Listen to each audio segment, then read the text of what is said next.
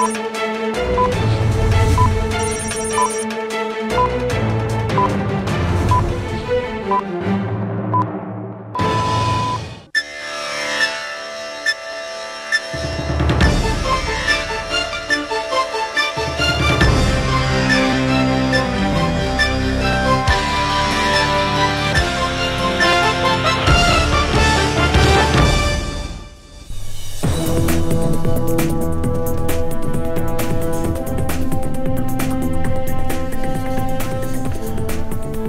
আলাইকুম প্রিয় দর্শক, চ্যানেল আই সংবাদে স্বাগত। আপনাদের সঙ্গে আছি আমি সামির হোসেন।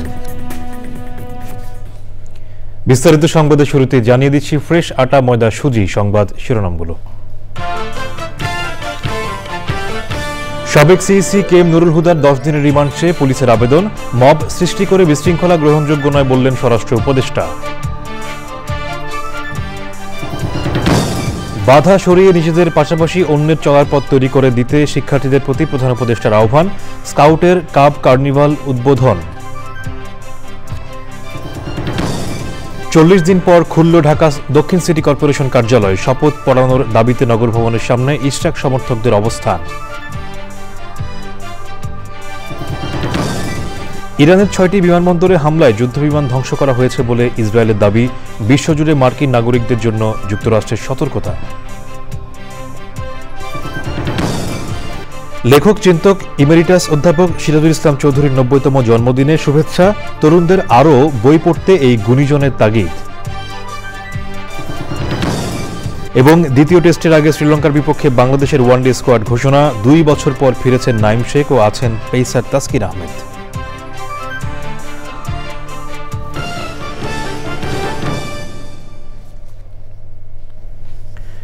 সংবাদ শিরোনামগুলো জানাচ্ছিলাম। এখনকার এই সংবাদ আয়োজন একই সঙ্গে চ্যানেল আইয়ের ইউটিউব চ্যানেল এবং চ্যানেল আইয়ের ওটিটি প্ল্যাটফর্ম আই স্ক্রিনে লাইভ স্ট্রিম হচ্ছে। এবার বিস্তারিত সংবাদ। সংসদ নির্বাচন নিয়ে ষড়যন্ত্রের অভিযোগে বিএনপির করা মামলায় গ্রেপ্তার সাবেক প্রধান নির্বাচন কমিশনার কে এম নুরুল হুদার 10 দিনের রিমান্ড আবেদন করেছে পুলিশ। ঢাকার সিএমএম আদালতে আছেন শহীদুল্লাহ রাজু। সরাসরি যাব তার কাছে। রাজু, সাবেক সিইসি কে এম নুরুল হুদার রিমান্ড আবেদনের শুনানি কখন শুরু হবে?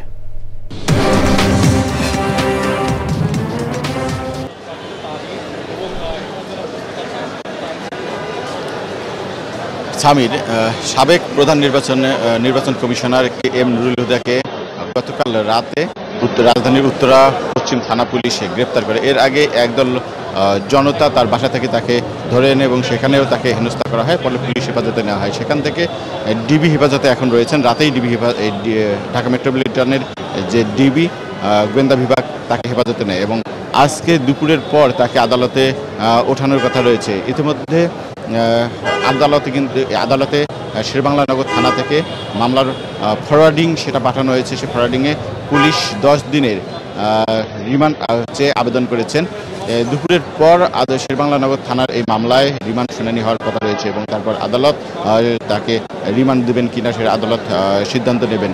আমি জানিয়ে রেখেছি যে গতকাল বিএনপির এই করা মামলায় সাবেক প্রধানমন্ত্রী শেখ হাসিনা, সাবেক 3 পুলিশের আইজি এবং সাবেক যে বিগত 3টি নির্বাচনে যে প্রধান নির্বাচন কমিশনার ছিলেন 14 সালের কাজী রাকিবউদ্দিন এবং 2018 সালে গ্রেপ্তারকৃত কে এম নুরুল হুদা এবং 24 সালে কাজী হাবিবুল্লাহ, এই 3 জন সহ 24 জনের বিরুদ্ধে বিএনপি মামলা করে।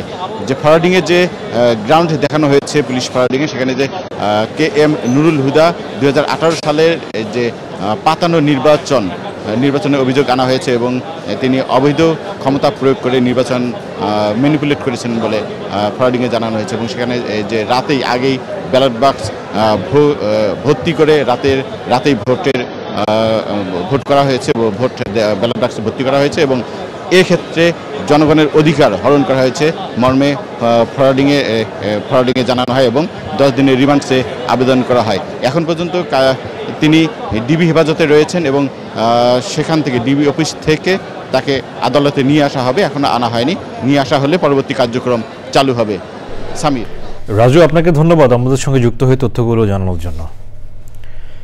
স্বরাষ্ট্র উপদেষ্টা অবসরপ্রাপ্ত লেফটেন্যান্ট জেনারেল জাহাঙ্গীর আলম চৌধুরী বলেছেন, সাবেক নির্বাচন কমিশনার কে এম নুরুল হুদাকে আটকের সময় যেভাবে মব সৃষ্টি করে বিশৃঙ্খলা করা হয়েছে তা গ্রহণযোগ্য নয়। আইনশৃঙ্খলা বাহিনীর উপস্থিতিতে এ ধরনের ঘটনায় বাহিনীর কেউ জড়িত থাকলে তদন্ত করে আইনগত ব্যবস্থা নেওয়া হবে। গাজীপুরের মৌচাকে হর্টিকালচার সেন্টার পরিদর্শন শেষে তিনি আরও বলেন, সাবেক প্রধান নির্বাচন কমিশনার হাবিবুল আউয়াল গ্রেপ্তারের যে খবর প্রকাশ হয়েছে তা ঠিক নয়। তাকে এখনও গ্রেপ্তার করা হয়নি, তিনি আটক হয়েছেন। সে সময় তিনি বলেন, কৃষি জমি দখল রোধে কৃষি জমি সুরক্ষা আইন করা হচ্ছে। হর্টিকালচার সেন্টার পরিদর্শনের সময় উপদেষ্টার সঙ্গে ছিলেন জেলা প্রশাসক Nafisa Arefin, police super doctor Chowdhury Jaber Sadek, horticulture সেন্টারের এনামুল হক ও কৃষি মন্ত্রণালয়ের ঊর্ধ্বতন কর্মকর্তারা।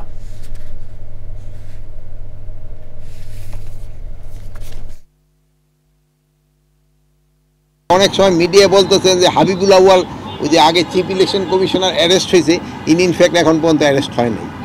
অ্যারেস্ট হয়েছে নুরুল হুদা সাহেব, আর এটা হলো গতকালকে উনি ইসে থেকে অ্যারেস্ট হয়েছে, কি জানি বলে এই উত্তরা থেকে। বাট ওনার যেভাবে করা হয়েছে যে মব জাস্টিস, এটা হলো কোনো অবস্থায় গ্রহণযোগ্য না, এটা কোনো ব্যবস্থায় গ্রহণযোগ্য না। আর এটার সাথে ওনার যে ওই বিভিন্ন ওনার সাথে যে একটা খারাপ দেখছেন ঠিক পাঠায় দিছে, এরকম কোনো অবস্থায় গ্রহণযোগ্য না। আপনারা বলবেন যদি কোনো কিছু থাকে, এই সব কোনো ঘটনা ঘটলে আইন শৃঙ্খলা বাহিনীর কাছে তারা হস্তান্তর করবে এবং আইন শৃঙ্খলা বাহিনী প্রপার অ্যাকশন নেবে। আর ওখানে আরেকটা দেখা গেছে যে আইন শৃঙ্খলা বাহিনীর সামনেও ওনার উপরে করা হচ্ছে। এটার জন্য আমরা একটা তদন্ত করে দেখব, এটার সাথে যদি কোনো আইন শৃঙ্খলা বাহিনী জড়িত থাকে তাদের বিরুদ্ধে আমরা আইনানুগ ব্যবস্থা নেব। বন্ধ দরজা দেখে আক্ষেপ নয়, বরং এই দরজা ছাত্রদেরই খুলতে হবে বলে মন্তব্য করে প্রধান উপদেষ্টা প্রফেসর মোহাম্মদ ইউনূস বলেছেন, পাশাপাশি অন্যের চলার পথও তৈরি করে দিতে হবে। স্কাউটের কাপ কার্নিভাল উদ্বোধন করে তিনি বলেন, এই প্রজন্মের সন্তানরাই সবচেয়ে সেরা। মোস্তফা মল্লিকের রিপোর্ট। প্রধান উপদেষ্টার কার্যালয়ে স্কাউটের কাপ কার্নিভাল উদ্বোধন করেন প্রধান উপদেষ্টা প্রফেসর ডক্টর মোহাম্মদ ইউনূস। অনেকদিন পর স্কাউটের কোনো কার্যক্রমে অংশ নিয়ে প্রধান উপদেষ্টা বলেন, একসময় স্কাউটিংয়ে মগ্ন ছিলেন তিনি। আজকে বহুদিন পরে একটা স্কার্ফ পরতে পারলাম, বেশ ভালো লাগলো। এটা শৈশবে কৈশোরে এটা আমার এটা আবশ্যিক পোশাকে পরিণত হয়েছিল। ক্লাস 7 থেকেই শুরু আমার এই যাত্রা, আর থামেনি। আমি এর মধ্যে মজে গিয়েছিলাম। প্রথম মজা লাগতো সবকিছু উল্টা করে, এই যে তোমরা উল্টা করছো, হাততালি আমরা দিই একভাবে, তোমরা দিচ্ছ আরেকভাবে। সেলুট দিয়ে সবাই একরকম, স্কাউটরা দিয়ে আরেক রকম,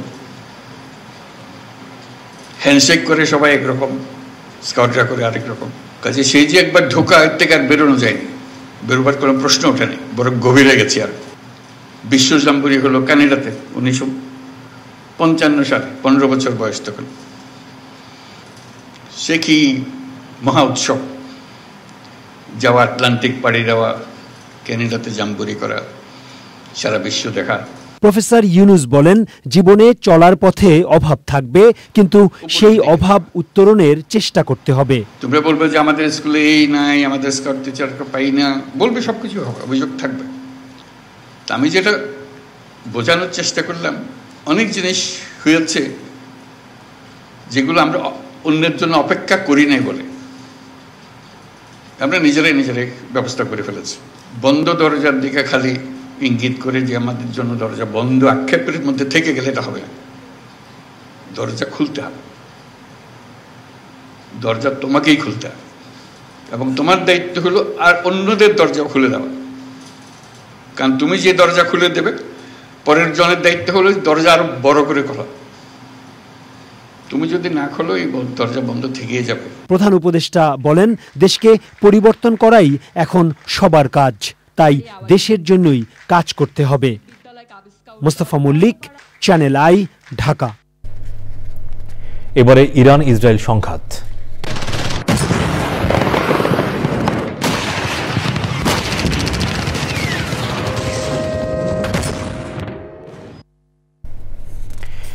ইরানের 6টি বিমানবন্দরে হামলা চালিয়েছে ইসরায়েলি বাহিনী। যুক্তরাষ্ট্র পারমাণবিক স্থাপনা ধ্বংস করলেও খেলা এখনও শেষ হয়নি বলে মন্তব্য করেছেন ইরানের সর্বোচ্চ ধর্মীয় নেতা আয়াতুল্লাহ আলী খামেনির একজন উপদেষ্টা। ইরানের শাসন ক্ষমতা পরিবর্তনের কথা বলেছেন মার্কিন প্রেসিডেন্ট ডোনাল্ড ট্রাম্প। বিশ্বজুড়ে মার্কিন নাগরিকদের জন্য সতর্কতা জারি করে মধ্যপ্রাচ্য থেকে কর্মী সরাচ্ছে যুক্তরাষ্ট্র। ইসরায়েল থেকে 2.5 লাখ ফরাসি নাগরিককে সরাতে সামরিক বিমান পাঠাচ্ছে ফ্রান্স। সুদীপ্তা মাহমুদের রিপোর্ট। ইরানের পারমাণবিক স্থাপনায় যুক্তরাষ্ট্র হামলা চালানোর পর মধ্যপ্রাচ্যে উত্তেজনা আরও বেড়েছে। ইরানের পশ্চিম, পূর্ব ও মধ্যাঞ্চলের 6টি বিমানবন্দরে বিমান হামলা চালিয়েছে ইসরায়েলের সামরিক বাহিনী। সামাজিক যোগাযোগ মাধ্যম এক্সে তারা জানিয়েছে, দূরনিয়ন্ত্রিত বিমান ইরানের 15টি উড়োজাহাজ ও হেলিকপ্টার বিধ্বস্ত করেছে। ইরানে মার্কিন হামলা নিয়ে যুক্তরাষ্ট্রের জয়েন্ট চিফ অফ স্টাফের চেয়ারম্যান জেনারেল ড্যান কেইন ব্রিফিংয়ে জানিয়েছেন, অপারেশন মিডনাইট হ্যামার নামে পরিচালিত অভিযানে পারমাণবিক স্থাপনায় হামলা চালানো হয়েছে। স্থানীয় সময় শুক্রবার যুক্তরাষ্ট্র থেকে B-2 বোমারু বিমান উড্ডয়ন করে। 18 ঘণ্টার ফ্লাইট শেষে নির্ধারিত লক্ষ্যে পৌঁছে হামলা চালায় বিশেষ এই বিমান। প্রেসিডেন্ট ডোনাল্ড ট্রাম্পের নির্দেশে ইরানে ফোর্দো, নাতাঞ্জ, ইস্পাহান পারমাণবিক স্থাপনায় হামলা চালিয়ে ইতোমধ্যে যুক্তরাষ্ট্র ফিরেও গেছে B-2 বোমারু বিমান। হামলার পর মার্কিন প্রেসিডেন্ট ডোনাল্ড ট্রাম্প ও ব্রিটিশ প্রধানমন্ত্রী কিয়ার স্টারমার টেলিফোনে কথা বলেছেন। ইরানের পারমাণবিক কর্মসূচিকে আন্তর্জাতিক নিরাপত্তার জন্য বড় হুমকি উল্লেখ করে তারা বলেন, স্থায়ী সমাধানের জন্য ইরানের দ্রুত আলোচনায় ফেরা প্রয়োজন। ইরানের সর্বোচ্চ ধর্মীয় নেতা আয়াতুল্লাহ আলী খামেনির উপদেষ্টা আলী শামখানি বলেছেন, যুক্তরাষ্ট্র ও ইসরায়েল পারমাণবিক স্থাপনা ধ্বংস করলেও খেলা এখনও শেষ হয়নি। সমৃদ্ধ উপকরণ, জ্ঞান, রাজনৈতিক ইচ্ছা অক্ষুণ্ণ থাকবে এবং চমক চলতেই থাকবে। পারস্য উপসাগরে বিশ্বের অন্যতম গুরুত্বপূর্ণ বাণিজ্যিক রুট হরমুজ প্রণালী বন্ধে অনুমোদন দিয়েছে ইরানি পার্লামেন্ট। হরমুজ যেন বন্ধ না হয় সেজন্য ইরানকে চাপ দিতে চীনের প্রতি আহ্বান জানিয়েছে যুক্তরাষ্ট্র। Sudipta Mahmud, channel I. সাবেক সিইসি কে এম নুরুল হুদাকে হেনস্থা করায় নিন্দা জানিয়েছেন পরিবেশ, বন ও জলবায়ু পরিবর্তন বিষয়ক উপদেষ্টা সৈয়দা রিজওয়ানা হাসান।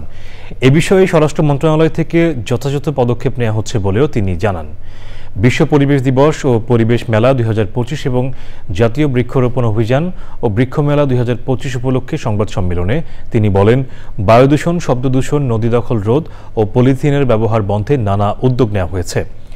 পরিবেশ উপদেষ্টা জানিয়েছেন, দূষণ রোধে কী ব্যবস্থা নেওয়া যায় তার পরামর্শ দিতে আগামী সপ্তাহে চীনের বিশেষজ্ঞ দল আসবে।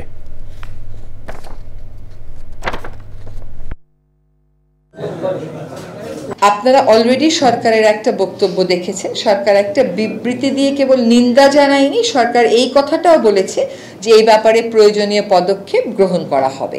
একটু আগে দেখেছি স্বরাষ্ট্র উপদেষ্টা মহোদয় বলেছেন যে যারা এটার জন্য দায়ী তাদের বিরুদ্ধে যথাযথ আইনি ব্যবস্থা তারা গ্রহণ করবেন এবং ওই ব্যবস্থা গ্রহণ করাটা পর্যন্ত আমরা অপেক্ষা করি। আরেকটা কথা হচ্ছে যে কেন পারা যাচ্ছে না, এটা প্রত্যেকেরই আসলে আত্মবিশ্লেষণের একটা জায়গা আছে। হ্যাঁ, আমরা খুব একটা আদর্শ পরিবেশে দায়িত্বভারটা গ্রহণ করি নাই।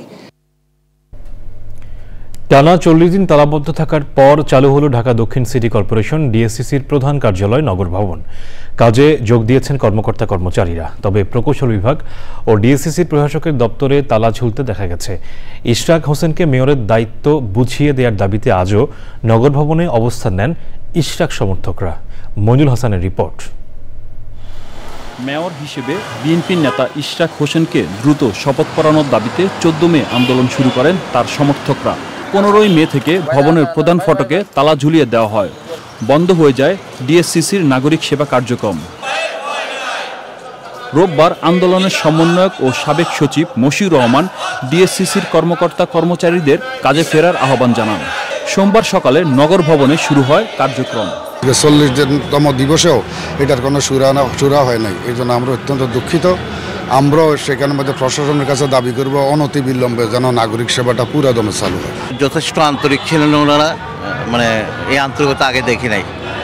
সবাই আন্তরিকভাবে খুব শর্ট টাইমে আমার কাজটা করে দিচ্ছে।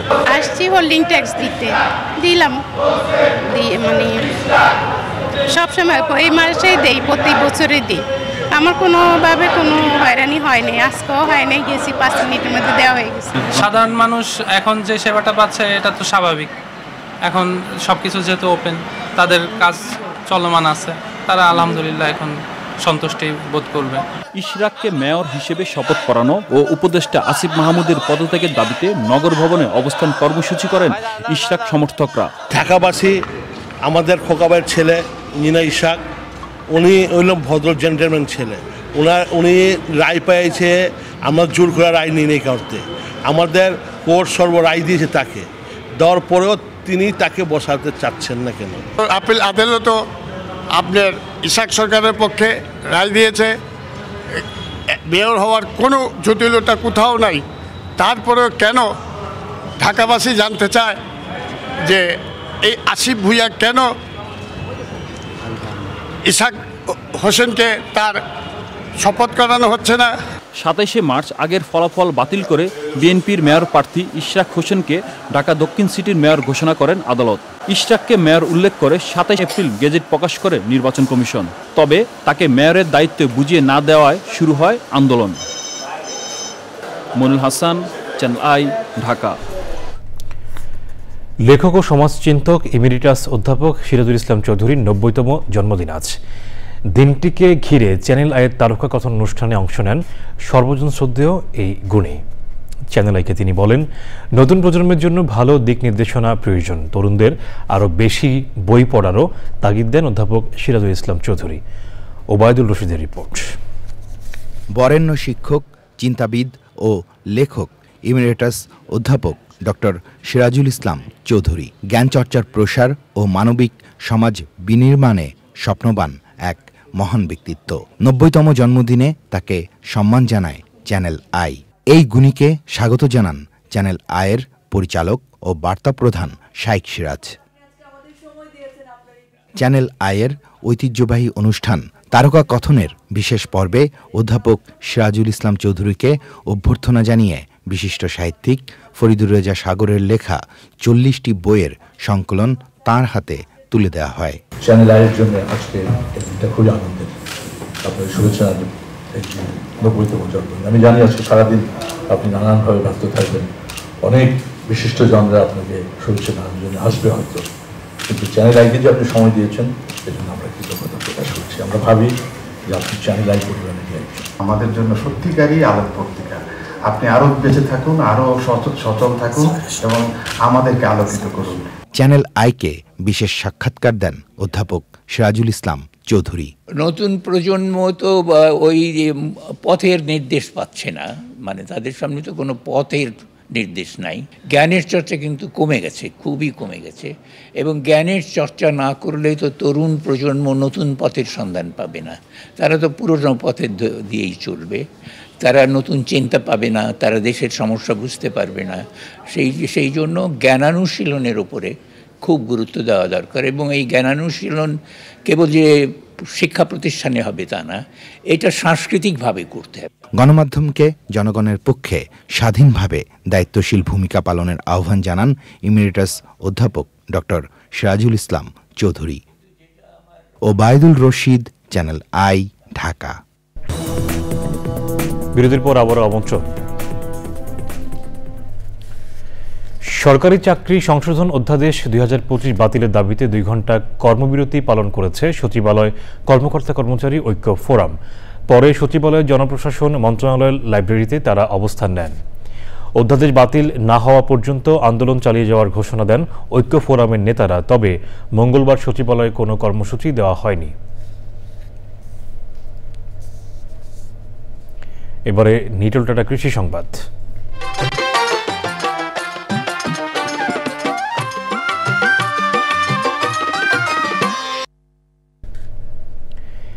কোটি কোটি টাকা ব্যয় করে ফিলিপাইন থেকে আনা MD2 জাতের আনারসের চারা টাঙ্গাইলের কৃষকদের মাঝে তেমন সাড়া ফেলতে পারেনি। প্রকল্পটি এখন মুখ থুবড়ে পড়তে বসেছে। নানা অব্যবস্থাপনা ও এ বিষয়ে কৃষকের জ্ঞান না থাকার কারণে অনেকেই এই জাতের আনারস চাষে আগ্রহ হারিয়ে ফেলছেন।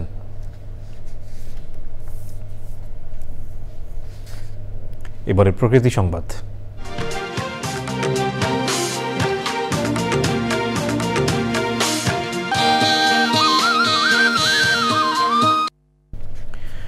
ফেনীর মুহুরী নদীর বন্যা নিয়ন্ত্রণ বাঁধ ভেঙে সৃষ্ট বন্যার পানি নেমে দৃশ্যমান হচ্ছে ক্ষয়ক্ষতি। আর্থিক ক্ষতির পাশাপাশি বন্যায় বিপর্যস্ত পরিবেশ প্রতিবেশও পরিস্থিতির উন্নয়নে জিও ব্যাগ ফেলে বাঁধ মেরামতের কাজ শুরু করেছে পানি উন্নয়ন বোর্ড। তবে ক্ষয়ক্ষতি এড়াতে টেকসই বাঁধ নির্মাণের দাবি স্থানীয়দের। দর্শক, শেষ করার আগে ফ্রেশ আটা ময়দা সুজি সংবাদ শিরোনামগুলো জানাচ্ছি আরও একবার। সাবেক সিইসি কে এম নুরুল হুদার 10 দিনের রিমান্ড চেয়ে পুলিশের আবেদন। মব সৃষ্টি করে বিশৃঙ্খলা গ্রহণযোগ্য নয় বললেন স্বরাষ্ট্র উপদেষ্টা। বাধা সরিয়ে নিজেদের পাশাপাশি অন্যের চলার পথ তৈরি করে দিতে শিক্ষার্থীদের প্রতি প্রধান উপদেষ্টার আহ্বান। স্কাউটের কাপ কার্নিভাল উদ্বোধন। 40 দিন পর খুলল ঢাকা দক্ষিণ সিটি কর্পোরেশন কার্যালয়। শপথ পড়ানোর দাবিতে নগর ভবনের সামনে ইশরাক সমর্থকদের অবস্থান। ইরানের 6টি বিমানবন্দরে হামলায় যুদ্ধবিমান ধ্বংস করা হয়েছে বলে ইসরায়েলের দাবি। বিশ্বজুড়ে মার্কিন নাগরিকদের জন্য যুক্তরাষ্ট্রের সতর্কতা। লেখক চিন্তক ইমেরিটাস অধ্যাপক সিরাজুল ইসলাম চৌধুরীর 90তম জন্মদিনে শুভেচ্ছা। তরুণদের আরও বই পড়তে এই গুণীজনের তাগিদ। এবং দ্বিতীয় টেস্টের আগে শ্রীলঙ্কার বিপক্ষে বাংলাদেশের ওয়ানডে স্কোয়াড ঘোষণা। 2 বছর পর ফিরেছেন নাইম শেখ ও আছেন পেসার তাসকিন।